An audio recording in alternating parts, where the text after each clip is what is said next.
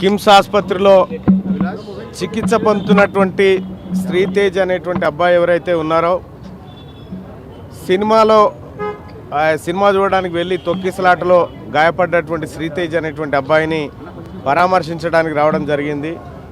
అయితే లోపలికి వెళ్ళిన తర్వాత అబ్బాయి పరిస్థితి చూస్తే డాక్టర్లను నేను చాలాసేపు ప్రశ్నించడం జరిగింది. మీరు ఒక డేట్ ఏమైనా చెప్పగలుగుతారా రికవరీ కంటే? మేము చెప్పలేం సార్, ఇది ఏడాది పట్టొచ్చు, 4 ఏళ్ళు పట్టొచ్చు, ఎన్ని రోజులైనా పట్టొచ్చు అని చెప్పి వాళ్ళు చెప్తా ఉన్నారు.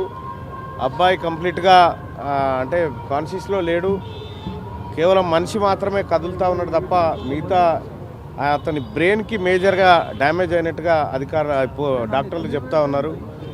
అబ్బాయి త్వరగా కోలుకోవాలని మనమంతా అనుకున్నప్పటికీ ఇక్కడ పరిస్థితులు చూస్తూ ఉంటే అందుకు భిన్నంగా కనిపిస్తూ ఉన్నాయి.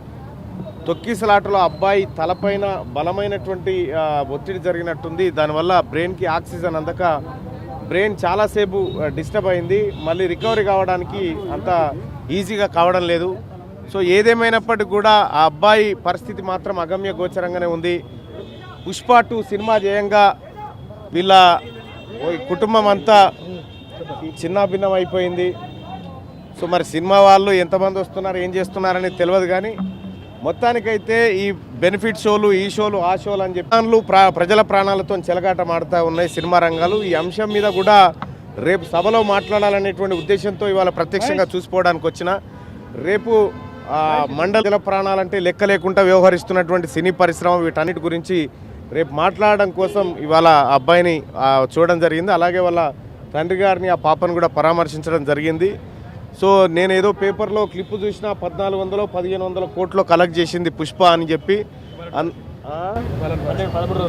అందులో ఒక 10% అన్న ఈ అబ్బాయి కుటుంబానికి ఇవ్వాలి వాళ్ళు వచ్చిన లాభాలలో అని చెప్పి చెప్తాను. దాంతో వాళ్ళ కుటుంబాన్ని ఏం బాగు చేయలేం, కానీ ఇంకోసారి ఇటువంటివి చేయకుండా ఉంటారు. మొత్తం తెలంగాణ రాష్ట్రంలో సినిమాలు ఎవరైతే తీస్తూ ఉన్నారో వాళ్ళందరికీ కూడా ఈ బెనిఫిట్ షో ఈ జరిగిన ఘటన తర్వాత కూడా మేల్కోకుండా అదో అల్లు అర్జున్కి ఏదో అయిపోయింది అన్నట్టుగా పరామర్శకు రావాల్సింది అబ్బాయి తానికైతే అల్లు అర్జున్ దగ్గరికి పోయారు. ఈ సినిమా వాళ్ళకు కూడా ఒక మాట ఏంటంటే, అల్లు అర్జున్కి ఏం కాలేదు, ఆయననేం ఎలకలు కొరకలే, ఆయననేం ఎవడు గిచ్చలే, ఈడ పరామర్శకు రావాల్సినటువంటి చోటికి రాకుండా అల్లు అర్జున్కి ఏదో అయిపోయిందని చెప్పి మీరు ఆయన మెప్పు కోసమో దేనికోసమో పోతా ఉన్నారు.